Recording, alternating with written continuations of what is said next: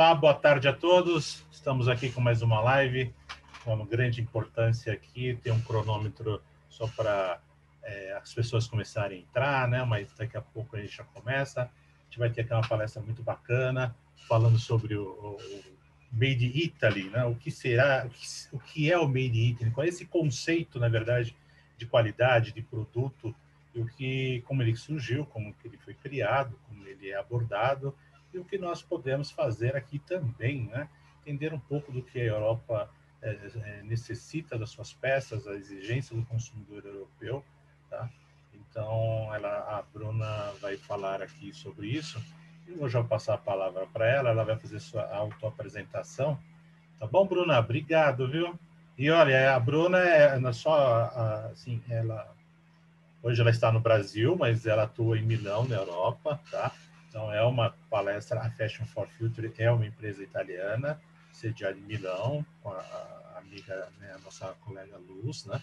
Então, uma exposição diretamente da Europa, de Milão e da moda. Então, por isso que é o tema envolvente e com a pessoa capacitada. Tá bom, Luz? Tá com você a palavra. Olá, Nelson. Olá, todo mundo. Primeiro de tudo, eu queria agradecer essa oportunidade. É uma honra estar aqui falando para o público da BTT.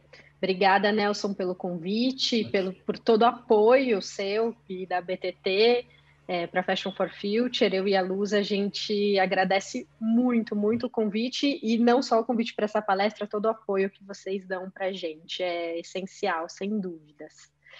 Então, começando aqui, vou compartilhar a tela, assim eu me apresento, conto um pouquinho de mim e da Fashion for Future, enquanto as pessoas vão entrando. Aí. Bom, como o Nelson falou, eu vou falar sobre o Made in Italy, sobre o selo de qualidade, por que o Made in Italy tem esse reconhecimento mundial na moda, e não só na moda. É uma apresentação e um assunto que eu e a Luz em Milão, a gente domina muito, aprecia muito e tenta sempre fazer essa conexão com o mercado brasileiro e latino-americano.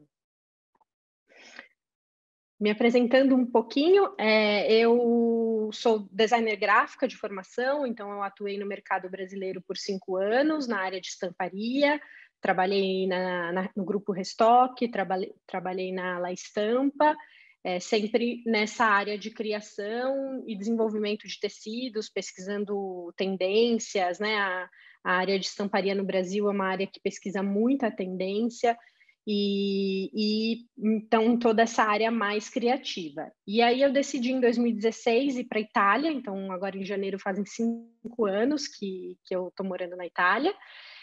Como o Nelson disse, eu estou no Brasil, aqui de férias, um pouco, meia férias, mas eu moro em Milão. E eu fiz um master em Milão, no Politécnico de Milano, com uma escola chamada Milano Fashion Institute, e ali eu entrei mais, me aprofundei os estudos na área de sustentabilidade, que eu participei do Copenhagen Fashion Summit, comecei a entrar nessa área, me interessar por sustentabilidade e pela moda de luxo, porque eu trabalhei durante 2 anos e meio entre 2 marcas, que é a Moncler e a Gucci, na área de desenvolvimento de tecido e também de planejamento de coleção, mais uma área de business. E aí, no final de 2018, eu reencontrei a Luz, eu já conheci ela do Brasil, ela foi minha orientadora na faculdade, e ela estava começando o projeto da Fashion for Future, e eu entrei junto com ela, enfim, com um lado um pouco mais de business, de empresas, com essa visão mais do lado profissional, e a Luz todo o embasamento e toda a experiência que ela tem do mundo acadêmico e toda a área de tecnologia têxtil e toda a experiência dela. Enfim, ela é uma mentora para mim, a gente aprende muito juntas, assim, né? A gente se complementa muito. E já falando um pouco da Fashion for Future, A gente é um programa de formação de moda, com cursos na Itália. Esse ano a gente conseguiu fazer uma turma só em janeiro, depois começou a pandemia, a gente migrou tudo para o online, então a gente tem muitos cursos online. E além dos cursos, a gente tem uma gama de e-books enorme, com conteúdo de moda de qualidade, gratuitos, e-books, alguns aí de tendências que aí fazem parte dos cursos. E a gente traz muita informação de moda, sempre com essa ideia de uma moda global, de como a gente faz a moda brasileira se tornar global, a moda latino-americana, sem ter esse lado dos líderes de que a Europa é melhor ou não é, só é uma questão de um mercado maduro, um mercado que movimenta muito dinheiro, que é legitimado, como que o potencial, o Brasil tem esse potencial e como que a gente pode trazer isso de forma global. E aí a gente traz todas essas informações, todo esse suporte para os profissionais de moda e para os estudantes. E a gente faz vários webinars também gratuitos com essas informações. Então, aqui eu deixo nossos contatos de Instagram, nosso site e o nosso canal do YouTube, se vocês quiserem conhecer mais a gente. Bom, posso começar, Nelson? Estava no mudo. Não, por favor, pode começar, Bruna. Tá, vou começar então. Na palestra de hoje eu vou falar sobre como foi construído o valor do Made in Italy, qual que é a importância da exportação do Made in Italy em termos de negócios, depois qual é esse modelo de negócios italiano, por que ele é tão especial, e aí eu vou entrar na indústria de moda brasileira, pensando sempre nas nossas forças, nas nossas fraquezas, o que a gente pode melhorar e nas oportunidades do mercado global. Então, vou trazer essa reflexão para vocês. O Made in Italy, ele é um símbolo, ele representa, no imaginário dos consumidores, elegância, beleza, que aquele produto é chique só por ele ter uma etiqueta Made in Italy. E isso é muito interessante, porque uma simples etiqueta de uma produção de origem, que não é muito simples assim, mas parece simples, ela traz um valor agregado ao produto muito, muito grande, onde a percepção de valor desses consumidores é muito maior. Então, os consumidores, eles, ao ver essa etiqueta, eles já associam a um produto de qualidade, a que aquele produto é elegante, que aquele produto está na moda, entre aspas. Então, esse valor, nesse caso, é imaterial, é um valor que a gente está escondido atrás da peça. Um exemplo que eu coloco aqui é a Loro Piana, que é uma empresa italiana, que é um lanifício, que produz tecidos de lã e também possui uma marca. Hoje ela faz parte do grupo francês LVMH, mas só o fato de você ter eles começaram como um negócio B2B, que o valor do tecido deles, que era feito na Itália, se transportava para a roupa e criava um valor, cria até hoje um valor para as roupas, porque a Loro Piana tem a própria coleção em próprias lojas, mas ele vende para muitas marcas de luxo o próprio tecido, e quando uma pessoa vê a etiqueta Loro Piana Made in Italy, numa peça, isso agrega um valor e as pessoas percebem que aquilo tem uma qualidade muito grande. Então, as marcas, elas emprestam essa vantagem competitiva do Made in Italy, tanto que, segundo o site Lyst, que é um site muito interessante para entender alguns dados da moda atual, as tendências baseadas em dados, das 10 marcas mais desejadas em 2020, 7 são italianas. Então, a gente tem Off-White, que é uma marca super contemporânea, que está em primeiro lugar, que é uma marca que o headquarter, a sede, fica em Milão. A gente tem as super conhecidas, como a Gucci, a Prada, a Fendi, a Valentino, a Versace, e a Moncler, que é muito conhecida na Europa, por aqueles casacos, eles chamam piumino, né, que é aquele casaco justamente por uma tecnologia, que eles fazem roupas de esqui, e a Moncler também é uma marca que está investindo muito em comunicação jovem, e ela está nesse ranking das 10 marcas. Então, a gente vê todo esse valor que o Made in Italy traz para essas marcas, que é um dos aspectos, óbvio, todas essas marcas elas têm uma estrutura enorme, mas um dos aspectos, com certeza, é o Made in Italy, que faz elas serem tão desejadas. E aí a gente se pergunta, sorte, por acaso, foi um projeto, o Made in Italy? Então, eu vou explicar um pouco para vocês como o Made in Italy foi construído e como que ele está no imaginário das pessoas. Então, é muito mais do que um produto, o Made in Italy, que é uma marca de origem, a gente sabe, mas tem todos esses conceitos que a gente falou, que eu falei agora, mas ele foi legitimado pela cultura de moda, então o Made in Italy ele empresta muitos valores do território italiano, então do país Itália, da cultura, do turismo, da gastronomia, da arte, ele empresta todos esses aspectos e a gente vê esse imaginário do estilo italiano e do Made in Italy nos filmes a partir dos anos 50, como é o filme Férias em Roma, com a Audrey Hepburn. Então, a gente tem nesses filmes esse imaginário de um país com um estilo de vida divertido. Então, o Made in Italy ele é um estilo de vida, ele não é só uma marca de origem. E aí a gente até vê esses personagens no filme mudando de guarda-roupa. Eles tinham um guarda-roupa quando eles estavam nos Estados Unidos e quando eles vão para a Itália, eles têm um outro figurino que transmite justamente esse estilo de vida e transita em diversas paisagens, então conversa com diversos públicos, bucólico, praia, montanha, com uma cultura muito rica. Então, isso é extremamente importante entender por que o Made in Italy é tão importante, porque justamente é a origem de um território que tem essa cultura muito rica e valorizada. E além disso, é a beleza mediterrânea, a legitimação dos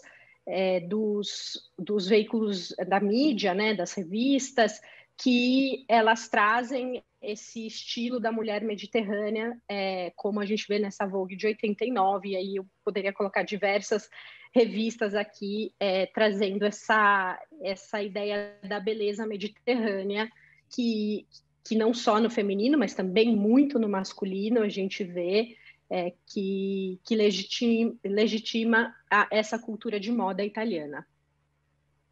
E além de todo esse imaginário, a gente tem um aspecto muito forte, que seria impossível a gente, se só fosse esse estilo no imaginário internacional, tem também toda a parte produtiva. E que a parte produtiva italiana é muito interessante, porque é o saber fazer que a gente sempre fala aqui na Fashion for Future, que é a junção do artesanal com o industrial.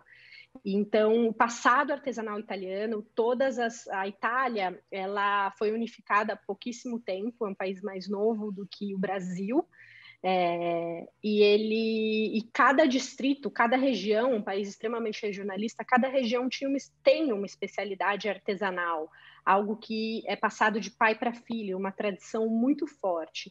E quando ocorreu a industrialização, isso foi de forma natural, o saber fazer, a excelência, foi também passada para a indústria. E isso resultou em um produto de alta qualidade, em uma preocupação muito grande em como é feito esse produto. E então a gente às vezes acha que o artesanato não tem nada a ver com a indústria, e eu acho que sim, é possível. O exemplo é o Made in Italy, que essas duas maneiras de produzir, elas conversam e elas são integradas. E isso resultou numa exportação muito grande dos produtos de moda Made in Italy. Aqui eu estou falando só da moda. O Made in Italy ele está no design, em outros produtos, mas focando na moda, o Made in Italy, sem dúvida, ele se fortaleceu na exportação. e ele é o 6º país que mais exporta produtos de têxtil e vestuário no mundo, e é muito interessante que os outros 5 países China, Índia, Vietnã, Bangladesh. Então, a gente tem uma lista de países que tem um outro perfil, é um perfil muito diferente do perfil italiano, né? Então, e mesmo assim, a Itália tá ali no ranking, né, perto desses países gigantescos, mesmo que a gente sabe que o Made in Italy ele tem sofrido com o crescimento da produção na Ásia, mas mesmo assim ele continua sendo o 6º país que mais exporta os produtos de têxtil e vestuário no mundo. E mais da metade do faturamento da indústria têxtil italiana é para exportação, que em 2018 representou em 31 bilhões de euros. Então, é muito interessante. Eu vou falar um pouquinho do Brasil para a gente ter uma noção, mas, sem dúvida, a Itália ela depende muito da exportação, porque justamente o consumo no exterior, todo esse imaginário do Made in Italy é muito grande. E a Itália é um país pequeno, então ela não faturaria tanto se fosse só pelo mercado interno.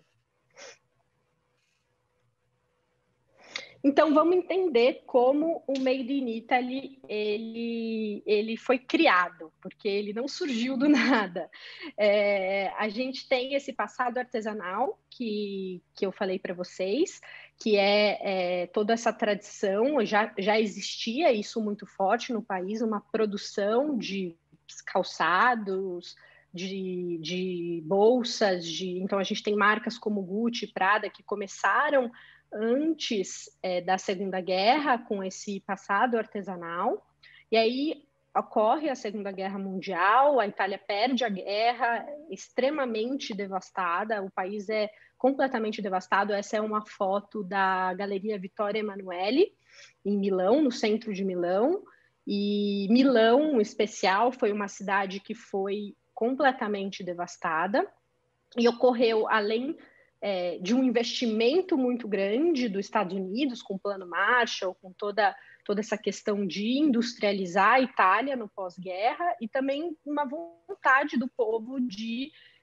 se reinventar. E aí a gente vê isso em lugares onde foram mais prejudicados, como Milão, como vamos reconstruir esse país. Então, houve uma força muito grande no pós-guerra dos italianos, e aí a gente tem a criação do prêt-à-porter, que é o modelo de negócios italiano. Então, o prêt-à-porter, ele foi inventado em 51, e foi em Florença, não em Milão. O que foi o prêt-à-porter? Então, em Paris, a gente tinha alta costura, e que era que são produtos feitos, né? Quase um produto, é o costureiro que faz, é algo muito único, que esse era o modelo de negócios da moda. Com o mercado americano, principalmente, crescendo muito, com a necessidade de consumo do mundo no pós-guerra, a moda, as roupas são um produto rentável, um produto necessário para a população, que tinham várias outras ocasiões de uso. Então, o prêt-à-porter, ele é criado pelos italianos, a junção de vários estilistas, e fazem um desfile no Palazzo Pitti, em Florença. A gente até vê essa revista na Life, nos Estados Unidos, que eles colocam aqui em inglês, Poses a Challenge to Paris, que traz um desafio para Paris. Então, a Itália começa a concorrer real com a França, porque o modelo de negócios francês estava em decadência, e o prêt-à-porter ele vem para atender esse mercado carente de produtos. Então, nada mais é do que os produtos de luxo. Então, o prêt-à-porter pronto para vestir são produtos de luxo industrializados com esse modelo que a gente tem até hoje, que os desfiles acontecem, as pessoas, os buyers, os compradores assistem ou os desfiles ou vão nos showrooms, eles pedem, e dali 3 a 6 meses eles recebem na loja os produtos. E a grande diferença entre o prêt-à-porter e o ready to wear, né, que a tradução seria a mesma, pronto para vestir, é que o prêt-à-porter, o foco dele é a moda de luxo. Então a gente tem nomes aqui como Pucci, Emílio Pucci surgindo, como Missoni, como Roberto Cavalli, e aí a gente tem essa ideia de uma moda muito mais acessível para a época. Então, alguns dos conceitos que fortalecem esse modelo de negócios italiano, que é o prêt-à-porter, primeiro de tudo é o fashion heritage, que a gente traduz como patrimônio da moda. Então, toda essa apropriação da cultura italiana, então do próprio patrimônio local, para valorizar a própria moda, e aí a gente entra hoje já na valorização da história de cada marca. Então cada marca tem seu próprio fashion heritage, onde ela se valoriza, onde ela ganha sua importância e ganha esse valor sentimental das roupas e esse imaginário das pessoas que ele empresta todas essas tradições e essa história.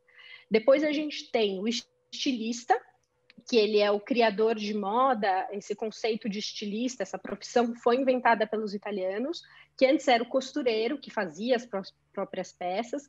O estilista, ele assina uma coleção, então ele traz o seu próprio gosto pessoal para sua marca, para sua coleção de moda, e ele se torna praticamente uma celebridade, o que faz o desejo das pessoas por aquelas roupas.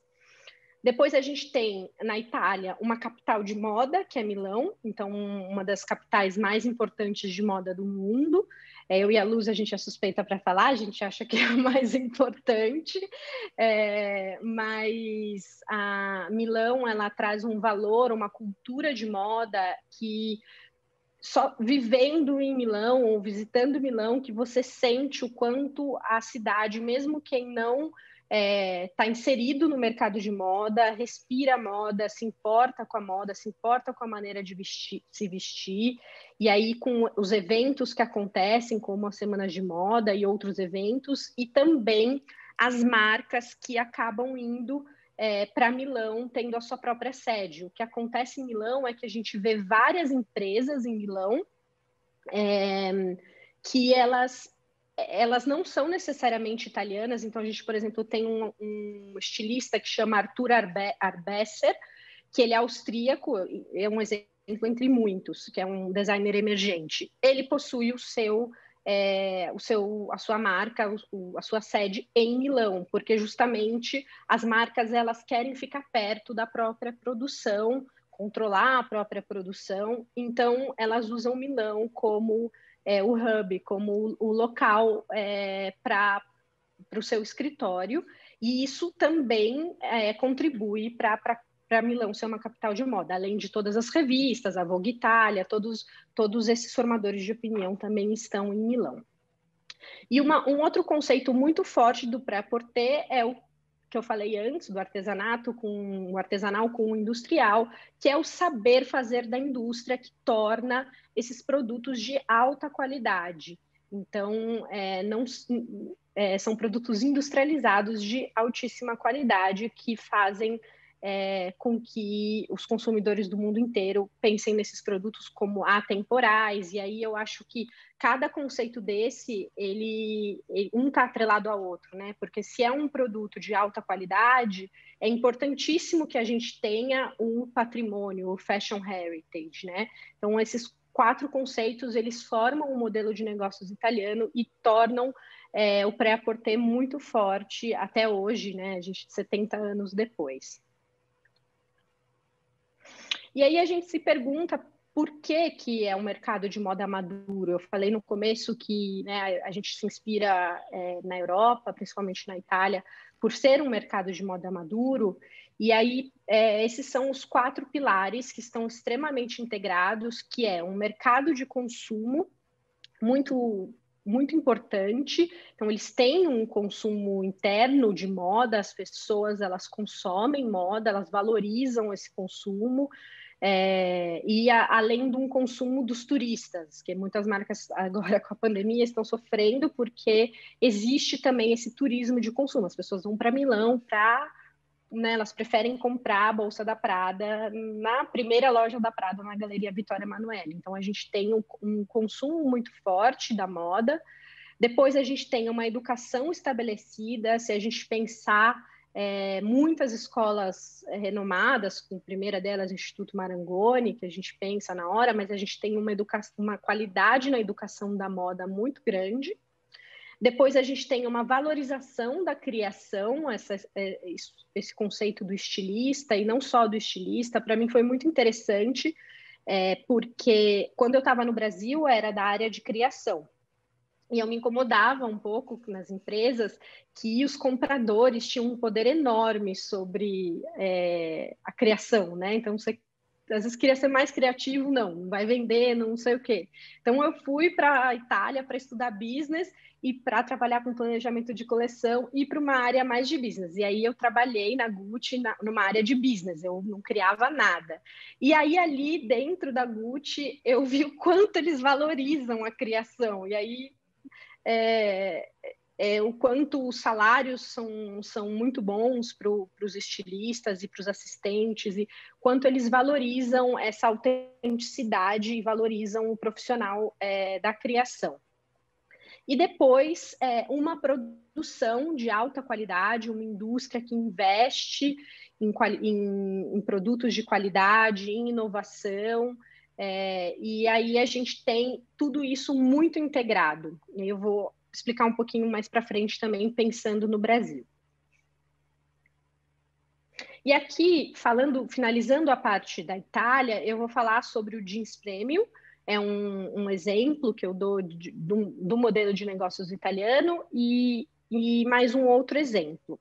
Começando pelo jeans premium, a Itália ela criou a ideia do jeans como um produto de luxo. Antes dos anos 70, 80, o jeans ele era algo para os trabalhadores, era algo mais popular.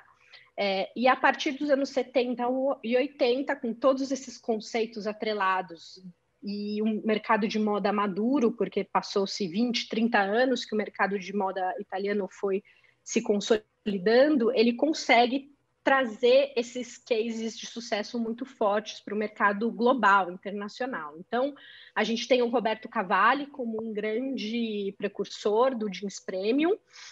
Ele traz todos os trabalhos, né, toda essa questão artesanal que eu falei para o jeans. Então, bordados, pedrarias, todos esses detalhes que fazem valorizar.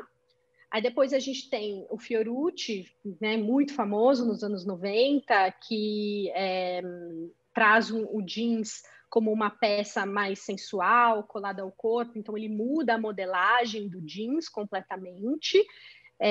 E a gente tem também a Diesel, que muitas pessoas acham que às vezes é uma marca americana, norte-americana, e os jeans da Diesel, isso até eu peguei quando eu era adolescente, que custavam muito caro, e é um jeans, a gente sabe que existem qualidades diferentes de jeans, a gente sabe disso, mas não é um tecido caro para ter esse valor. Então, é realmente um valor agregado, é o valor do desenho da peça, é o valor do detalhe dos aviamentos, é o valor da tendência de moda, é o valor da imagem de moda. Então, a gente tem muito a questão da fotografia, como a gente vê aqui nessas três fotos, né, que é um desfile, mas que ela traz, ela glamoriza. Então, o italiano ele consegue, com todos os elementos no imaginário das pessoas, pegar um produto simples e transformar em algo de luxo, algo super glamuroso, justamente por todos esses conceitos que eu expliquei anteriormente, do pré-à-porter, da criação, da qualidade, e do estilo de vida que ele passa, que o conceito do Made in Italy passa para as pessoas. E depois a gente, outro exemplo que a gente traz é uma questão mais atual, porque até uma questão quando a gente fala de Made in Italy na Fashion for Future é um questionamento do público sobre o que o Made in Italy é agora e no futuro. Então, o que a gente tem visto muito na Itália é um alto investimento em inovação e sustentabilidade. A gente tem muitos exemplos no mercado de indústrias têxteis italianas que estão se renovando, indo para essa alta qualidade atrelada à sustentabilidade. Então, eu acho que eles tentam se diferenciar de um mercado de massa asiático.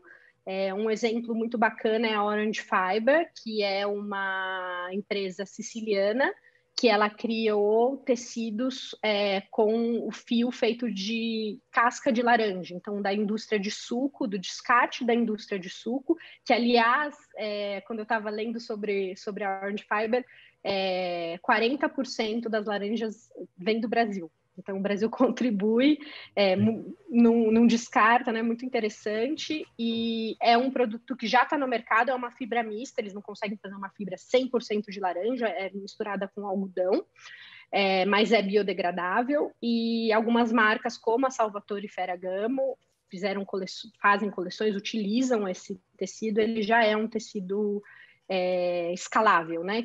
Porque muitos deles estão em testes. Depois a gente tem o Econil, que faz parte da empresa Aquafil, que também é muito grande já no mercado, muito utilizado, que é um nylon reciclado. Então, eles pegam todo um nylon descartado, principalmente de redes de pesca, eles utilizam, e aí eles reciclam o nylon, o que é muito interessante, que o nylon ele pode ser reciclado quantas vezes quantas vezes for, porque ele não perde a qualidade. Então, é uma empresa italiana que faz, a Gucci acabou de fazer uma coleção inteira com eles. Todos os produtos de nylon da Prada, hoje em dia, são feitos com Econil, que tem os produtos icônicos de nylon da Prada, e é uma empresa a nível global que traz essa inovação. E aí depois a gente tem a Vegea, que ainda está em fase de um pouco de teste, mas já tem algumas marcas, principalmente na área automotiva, que faz bancos de carro com não pode falar couro, né? Mas é um material vegetal feito do descarte das cascas de uva da indústria de vinhos. Então existe um descarte de cascas de uvas que eles utilizam para fazer esse material imitando o couro, né? Um couro sintético e também biodegradável. É muito, muito interessante. Então, eu conseguiria trazer muitos outros exemplos, eles de jeans, inclusive, né? A indústria do Vêneto, eles trazem inovações bem mais indo agora para essa área de sustentabilidade. Então, a beleza também do modelo de negócios italiano é que, se a gente olhar desde os anos 50, ou até desde o antes da guerra, que eles eram artesanais, eles foram devastados, e eles têm essa resiliência de se renovar, sem perder as tradições. É muito interessante esse paradoxo deles terem a tradição muito forte, mas ao mesmo tempo eles olharem para o futuro e terem a inovação dentro deles.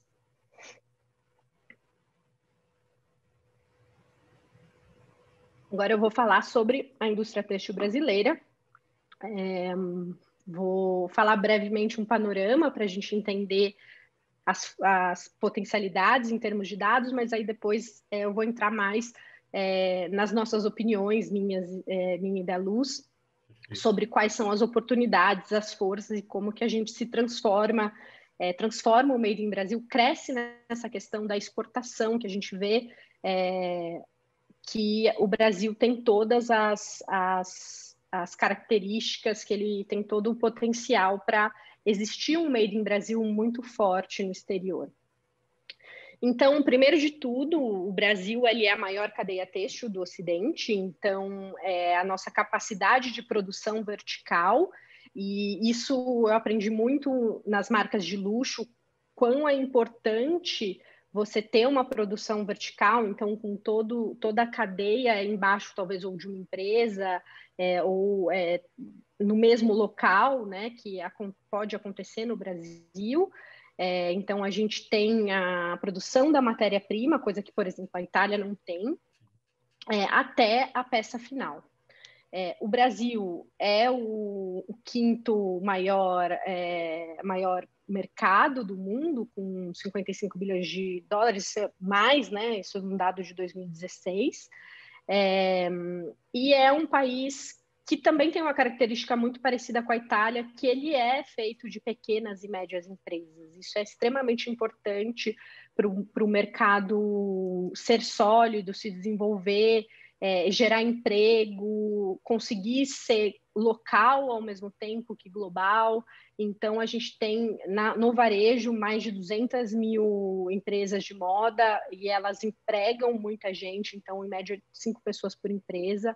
Então, se a gente calcular o quanto de emprego que a indústria têxtil brasileira ela fornece e o varejo fatura 30 bilhões. Então, a gente tem um mercado consumidor também muito grande, onde a gente acaba até olhando muito mais para o mercado interno do que para o externo, por ter esse mercado enorme, mas eu acredito que todas essas empresas elas têm sim um potencial de olhar para o exterior e se tornarem globais. E aí a gente tem justamente essa visão internacional que se limita né, nós que estamos na Itália e falamos sobre a moda brasileira, não é que a moda brasileira é desconhecida no exterior, mas ela é limitada ao conceito das matérias-primas, então das fibras, e nem tanto eu estava até pesquisando estudando na questão de sustentabilidade da viscose, o quanto a China, que compra os eucaliptos, né, para processar na China, que nem isso é feito então no Brasil, então que a gente acaba sendo esse berço de matéria-prima, mas que a indústria em si não dá conta. Depois a gente tem uma questão do imaginário, que a gente percebeu que é muito importante ter um imaginário de moda internacional, que acaba sendo estereotipado. A gente acredita que o Brasil é muito mais do que somente tropical, né? O Brasil é gigantesco, tem uma cultura muito rica e cada região é de um jeito, tem suas peculiaridades, desculpa. E além disso, o biquíni, que é incrível, o biquíni brasileiro, a qualidade, a tecnologia, mas é um produto que só pode ser vendido no verão. A gente precisa de produtos que sejam vendidos também no ano inteiro. Então, continuar com biquíni, mas vamos além, em que outros produtos a gente pode ser conhecido, de qual maneira. Então, falei um pouco mal, agora falando das grandes forças da indústria brasileira, a gente, como eu disse antes, todo o domínio da cadeia industrial é extremamente importante, é algo único, poucos países possuem essa característica. Depois a gente tem uma disponibilidade imensa de mão de obra, a gente é o país que possui, por exemplo, a maior quantidade de faculdades, universidades de moda do mundo. Depois a gente tem uma população jovem imensa para aprender, para se capacitar também nas áreas de manufatura, nas áreas industriais. Então, diferente dos países europeus, que são países que estão envelhecendo, e essa é uma grande preocupação deles, porque todo esse saber fazer está cada vez menos sendo passado, né? Depois a gente tem uma flexibilidade e diversidade cultural muito grande, a gente não é atrelado a tradições, por um lado isso pode parecer ruim, mas eu acredito que isso também tem uma vantagem muito grande, porque a gente pode criar o que a gente quiser, da maneira que a gente quiser, a gente não é atrelado a regras, a gente tem essa flexibilidade, então, e que isso gera uma criatividade muito grande, que é a famosa criatividade do brasileiro. E depois a nossa proximidade geográfica com grandes mercados consumidores, como os Estados Unidos, E isso tem uma questão de sustentabilidade também. A questão do transporte é algo que se discute muito na sustentabilidade. Se a gente quer uma cadeia mais sustentável, cada vez mais os países vão procurar, deveriam, né, as marcas procurar uma indústria mais próxima. Mas se a gente tem tudo isso, por que como que a gente pode amadurecer esse mercado, esse Made in Brasil no exterior, né? Então, algumas das reflexões que a gente fez é a questão da cadeia de moda, que é a grande diferença, na minha opinião, da cadeia de moda italiana, que apesar da gente ter todos esses aspectos desenvolvidos, né, um mercado consumidor enorme, a gente tem muitas faculdades de moda, existe uma criação brasileira e uma produção, né, uma indústria muito grande, mas eu acho que falta uma visão integrada, uma ação integrada entre todas essas partes. Elas não podem estar separadas. Como eu disse, o artesanato, o fato dele estar integrado com a indústria italiana, isso traz muitos benefícios. Se a gente tem, por exemplo, a educação atrelada ao sistema, à indústria de moda, onde a indústria ela atua diretamente na educação, que é algo que acontece muito forte na Itália, como, por exemplo, a gente tem, todo final de ano, tem em Milão, os desfiles dos alunos das principais faculdades de moda, escolas de moda, da Itália inteira, e as empresas elas vão assistir os desfiles e elas vão fazer entrevistas nesse evento. Esse evento é enorme, eu e a Luz a gente já participou de 3 edições assistindo os desfiles, e isso mostra a integração, que eles pegam diretamente e eles valorizam essa criação dos estudantes, né? E aí a educação também, ela já pensa em trabalhos de moda que valorizem a indústria, que a indústria esteja interessada, né? Então existe essa troca. E além disso, dessa ação integrada, a valorização e investimento de cada elemento da cadeia. Então, é uma valorização e investimento para a produção, para novas tecnologias, para uma alta qualidade, uma melhora da qualidade, um destaque, um investimento e uma valorização da criação, que muitas vezes nas empresas isso não acontece, valorizar uma criação local, uma criação autêntica, na educação, justamente, trazer uma educação muito voltada também para o mercado, para você conseguir atender as necessidades do mercado, e aí, consequentemente, educar esse consumidor, né? A gente escutava muito nas empresas no Brasil que o consumidor não ia comprar aquilo, né? Então, como que a gente educa o consumidor, a legitimação das mídias, de toda a cadeia de informação para esse consumidor. Além disso, tem que ter a visibilidade internacional. A gente tem que existir esse investimento para uma visibilidade internacional. Não dá para ficar conhecido no exterior sem estar no exterior, né? Algo óbvio.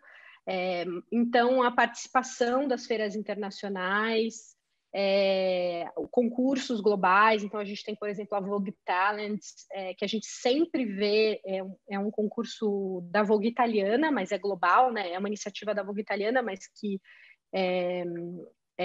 pega todos os designers globais emergentes. Então, a gente tem designers de vários países que participam e se destacam. A gente até, para a nossa revista, entrevistou a Maide, que é uma designer da Argentina, que valoriza todo o material da lã argentina, e ela participou da Vogue Talents. Então, a gente tem incentivar que os nossos designers participem de concursos assim, fazer parcerias institucionais. Então, a gente participou, no ano passado, a gente foi na Pitti Uomo, que é uma das feiras mais famosas no mundo para moda masculina, em Florença, E tinha um pavilhão só de Portugal, então com marcas portuguesas.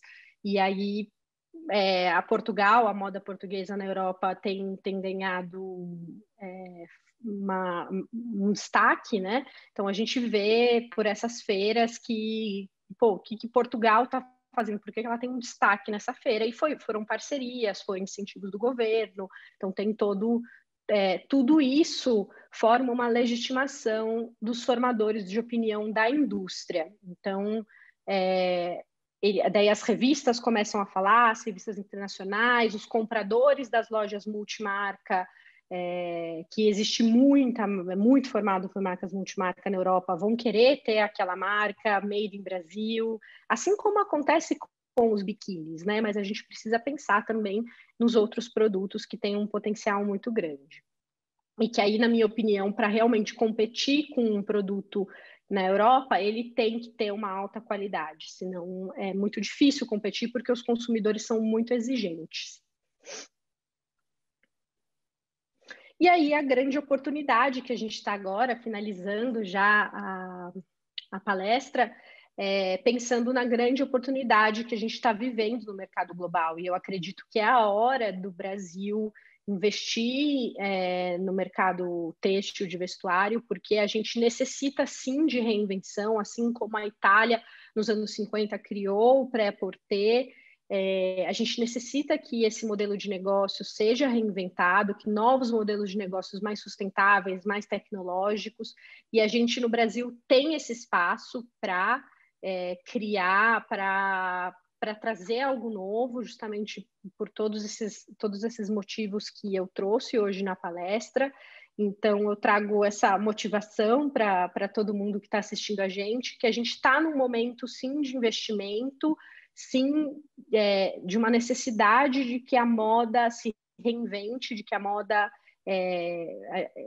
não vai morrer, a moda só vai se reinventar, e as empresas que se reinventarem, elas vão crescer e fazer essa história da moda. Eu acredito que o Brasil é um grande player, um grande competidor nesse aspecto.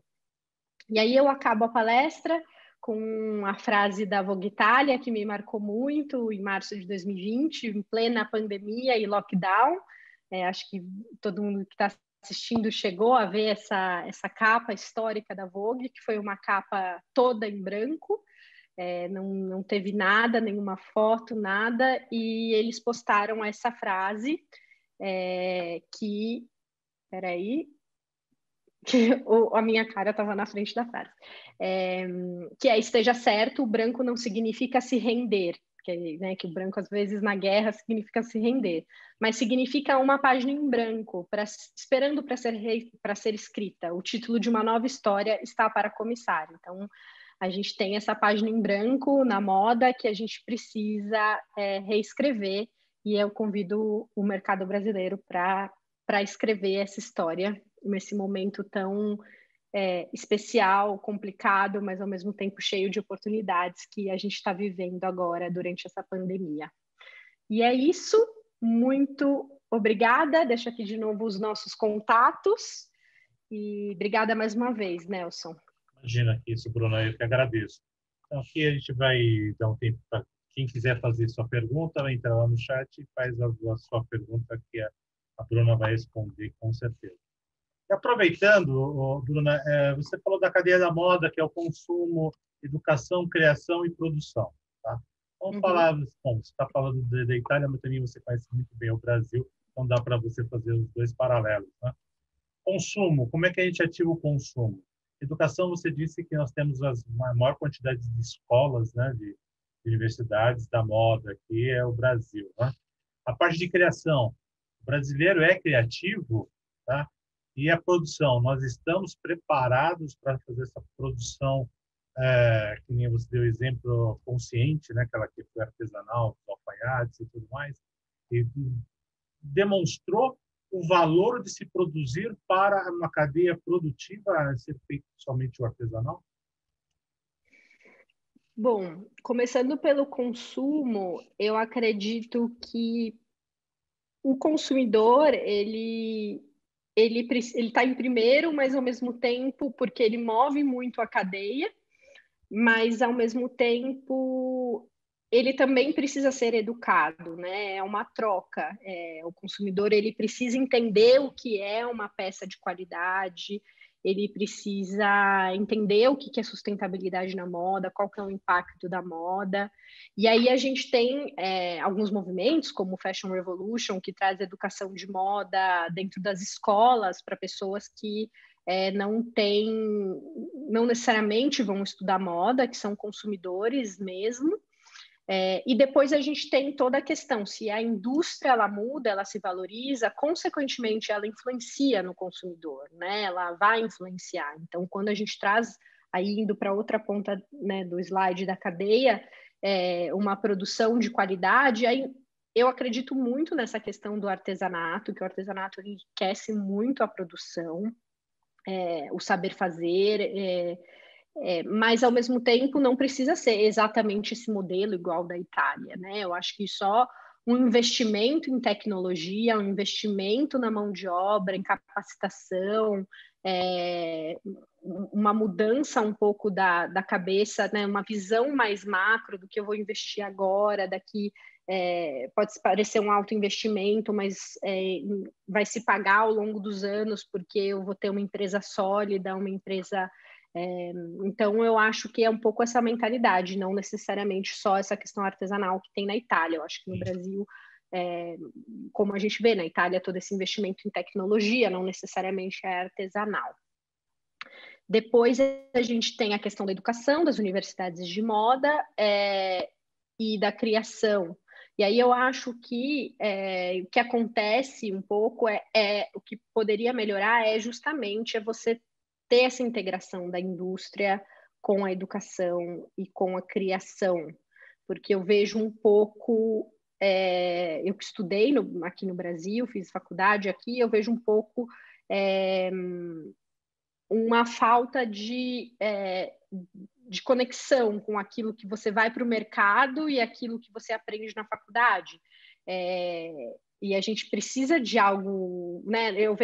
Na Itália eu vejo quanto, por exemplo, a técnica é importante.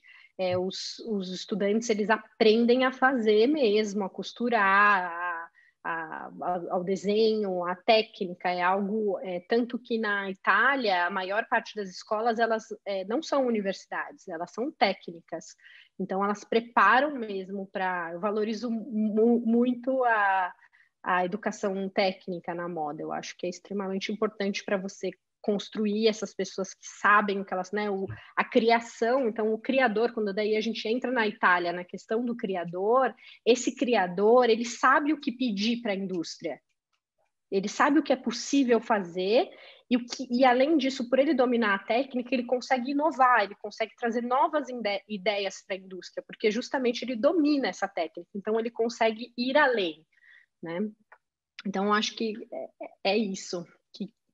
Não, sem dúvida. Então, mas assim, você vê que o criador, né? Vamos falar aqui no Brasil, os criadores eles querem simplesmente criar um conceito e isso não se tornar um produto viável, não entrar para o varejo, não conseguir. O produto dele é um produto de conceito. Ele quer só assinar a marca dele, assinar um conceito, mas assim, transformar um produto, criar um produto é diferente porque se criar um conceito, criar um produto. Isso é pelo menos a minha visão.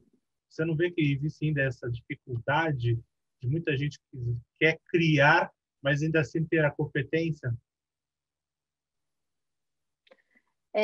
Sim, sem dúvida. Sem dúvida. Eu acho que a criação ela é mais rica quando você tem as competências técnicas, né? Porque o que adianta você desenhar uma coleção linda no papel e não conseguir produzir aquilo, não conseguir materializar aquilo?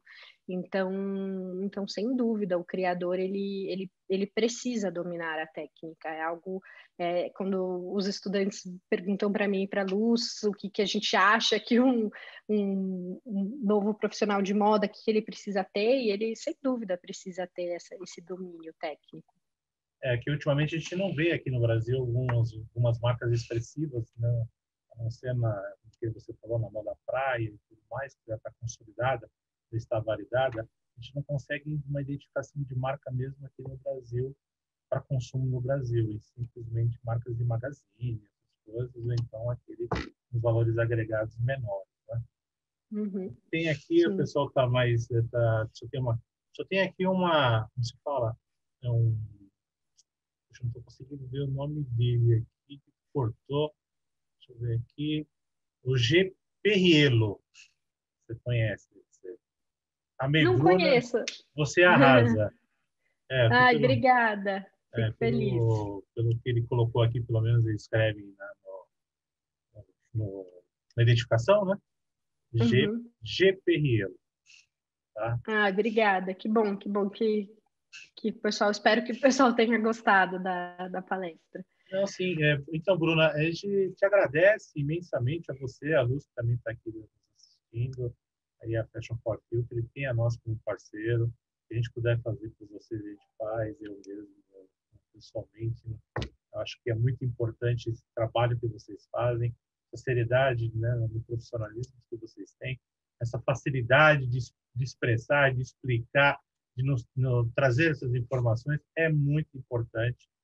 Agradeço imensamente pelo carinho de sempre, pelo prestígio que vocês têm por nós, tá? E fica essa dica para todo mundo, tá? A gente precisa estar preparado, a gente quer entrar no mercado externo, um mercado altamente competitivo, temos que fazer a lição de casa. O mercado nacional é um grande mercado também para consumo, sim, mas valor agregado, infelizmente, a gente não está conseguindo computar, tá? E algumas situações e algumas empresas pode ser aí uma exportação de um produto diferenciado, ou mesmo pegar esse modelo do Made in Italy, transformar para o Made in Brasil para consumo nacional, a qualidade de produto, enfim, as pesquisas, é levar com a seriedade, tá? É complicado a gente falar numa situação aí de crises aí, como você passando para a terceira crise, nossa, né? Crise política, econômica e agora de saúde, mas é assim, é a nossa vida, é a nossa esperança, né? Está aí a página branca para a gente escrever o nosso futuro, né? Só depende de nós. Eu te agradeço imensamente, agradeço a Fashion for Future com essa dedicação aqui com a gente, tá bom? Muito Muito obrigado. obrigada, Nelson. Também conta com a gente para o que precisar.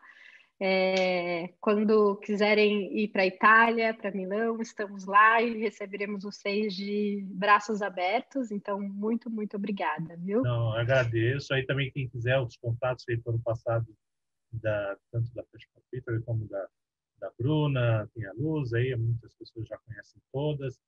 Façam suas pesquisas, conversem, participem dos cursos, leiam os e-books, é muito conteúdo que elas fazem para esse mundo da moda, que é isso que a gente precisa.